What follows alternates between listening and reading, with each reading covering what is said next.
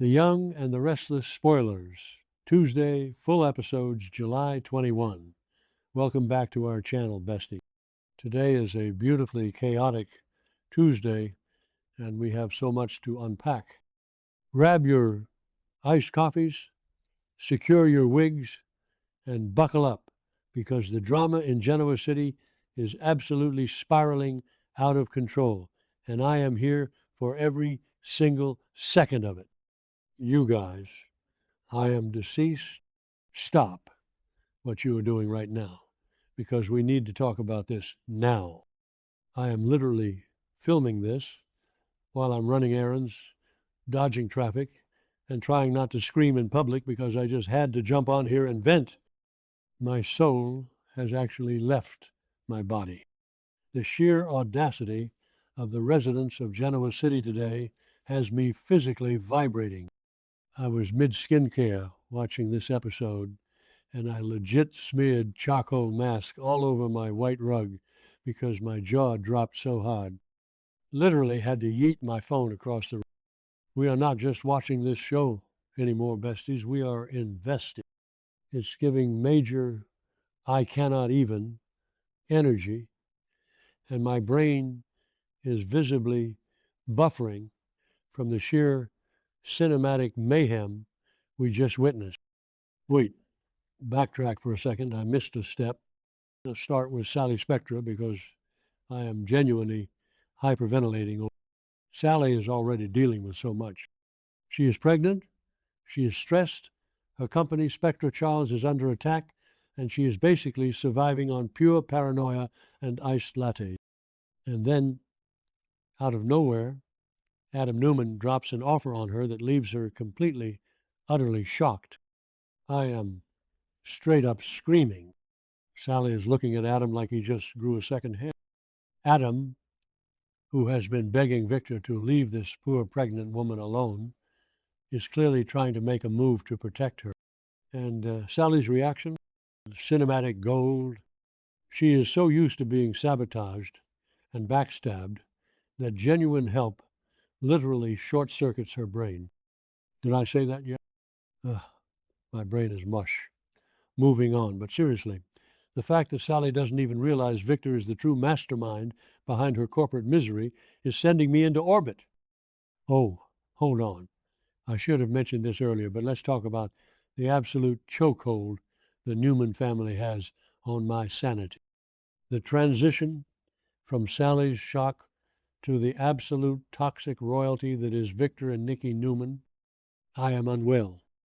Victor is sitting there looking like the godfather of all bad decisions, and he tells Nikki that his offer to be there when she takes off her eye bandages still stands. Bestie, be for real right now. This man has been secretly liquidating her assets and drugging her, and now he wants to play the doting husband. I am straight up gagging at the hypocrisy. But Nikki? Oh, Nikki is not playing.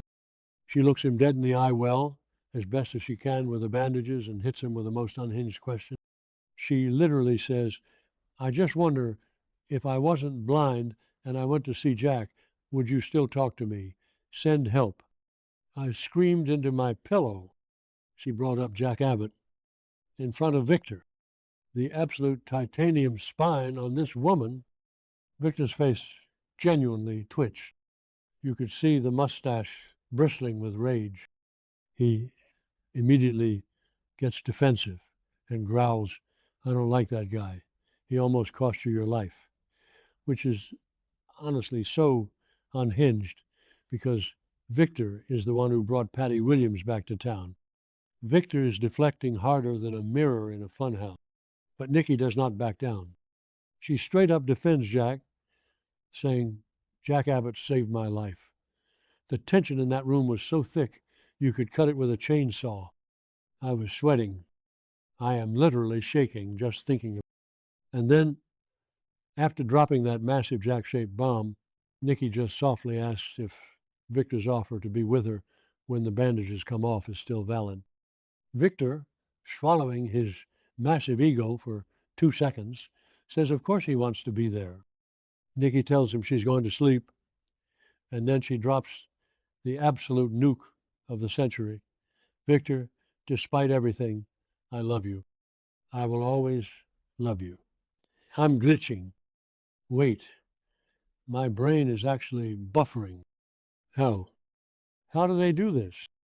They are the most toxic, chaotic, beautifully destructive couple on television, and I am totally living for it. Despite everything, the lies, the betrayals, the jackabbit of it all, they are endgame.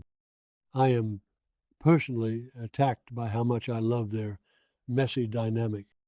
Okay, snapping back to the main tee, because if you thought the Nicta drama was wild, the situation with Matt Clark is straight up psychological warfare.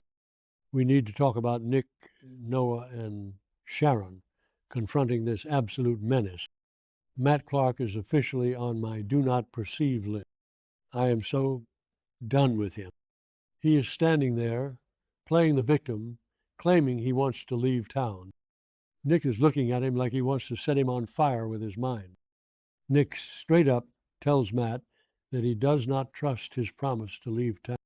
And Matt, this manipulative sociopath, has the nerve to whine, "You guys will only see the monster you think I am. Bestie, you are a monster. You tortured this family. You locked Nick in a storage room and faked his death." I was yelling at my screen. And don't even get me started on the vibes in this scene. The lighting was so dark and moody, it looked like a Renaissance painting of pure hatred. Noah Newman, who is basically a ticking time bomb right now, steps up and accuses Matt of harassing Sienna Bacall. Noah is feral, and I am here for it. Matt, with the smuggest, most punchable expression ever, says he was just going over there to talk to his wife. "Excuse me." His wife? Noah immediately claps back, reminding this delusional freak that the marriage is annulled. It is over. Canceled. Deleted. Matt just smirks and says that's another reason he should leave town. He asks them what they want from him, and this is the moment. This is the moment Sharon Newman ascended to absolute legendary status. Sharon looks at him, totally unbothered, and says, "Just go and don't come back. That's enough, and I will help you pack your things." I screamed, Sharon offering to pack his bags. The shade, the disrespect, the absolute mother energy. She basically told him to catch a flight and offered to fold his socks just to get him out of her sight faster. I am bowing down. She is the queen of Genoa City, and we are just living in her world. So Matt finally leaves, slithering away like the snake he is.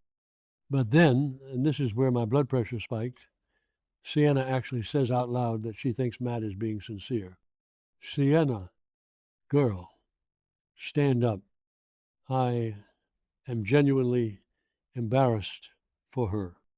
How are you going to buy the lies of a man who has terrorized this entire zip code? She is completely under his spell, or she is playing the most dangerous game of chess ever. I cannot even deal with her delusion right now. After Matt and Sienna leave the room, Sharon turns to Nick and asks him what he's going to do. Nick, whose jaw has been clenched so tight this entire episode, I'm worried he's going to crack a tooth, says, "I don't believe he's going away forever like you do." Nick knows. Nick has PTSD from this man, and he knows Matt Clark does not just walk away. Sharon, looking deeply concerned, warns Nick not to do something he will regret later. You guys, the foreshadowing, the absolute dread. Nick is already teetering on the edge of a massive drug relapse because of all the stress with Nikki's health and Phyllis dating Matt.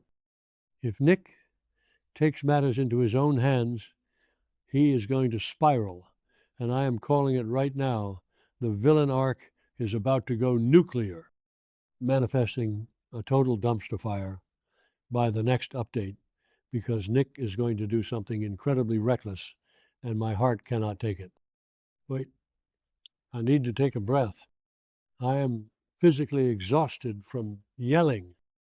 Okay, inhale, exhale, because we are not done. If you thought Matt Clark was actually going to pack his bags and leave, you are as delusional as Sienna. Where does Matt go after getting kicked out by Sharon? He goes straight to the belly of the beast. He goes to the Newman Ranch to see Victor Newman. The absolute sheer audacity of this man to walk into Victor's domain. Matt stands in Victor's living room and puts on his best puppy dog eyes. He tells Victor that he needs to leave town. He whines, "No one will believe that I've changed. I need to leave Genoa City." He is playing the pathetic, misunderstood victim so hard, hoping Victor will just let him off the leash. But Victor Newman does not play with the help. Victor sits there in his chair, radiating pure billionaire menace, and he completely shuts Matt down. Victor looks at him and says, "I decide." Chills, literal chills. My soul left my body and ascended to the astral plane. Victor tells him, "If you play games with me, I will make sure you go to prison, or worse. Or worse!" Victor is basically threatening to bury this man under the ranch, and I am totally living for it. Victor knows Matt is faking this amnesia. Victor knows Matt is a threat, and Victor is keeping him exactly where he can see him. Matt thought he could just manipulate his way out of town to plot his next attack, but Victor just slammed the door in his face and locked it. The power dynamics in this scene were off the charts. I was literally clutching my chest because the gravity of this situation is too much to handle. I am so deep in the lore right now that my grip on reality is slipping. This show is my entire personality. How am I supposed to go to the grocery store and buy oat milk when Nick Newman is about to relapse, Sally is being manipulated by a secret corporate war, Nikki is professing her love to the man who is stealing her company, and Matt Clark is being held hostage by Victor's sheer willpower? I am not okay. I need everyone in the comments to validate my freakout right now. Are we trusting Adam's offer to Sally? Is Nikki actually going to get her vision back, or is Victor going to keep her in the dark forever? And what is Nick going to do? Nick goes off the deep end. I'm going to need a support group. Okay, my charcoal mask is officially cracking because I've been making too many facial expressions. I need to go wash this off and stare at a wall for an hour to process this emotional train wreck. Keep your eyes peeled, besties, because Genoa City is about to explode, and I will be right here, front row, spilling all the tea when it happens. Stay chaotic, stay invested, and I will see you in the next one. Bye.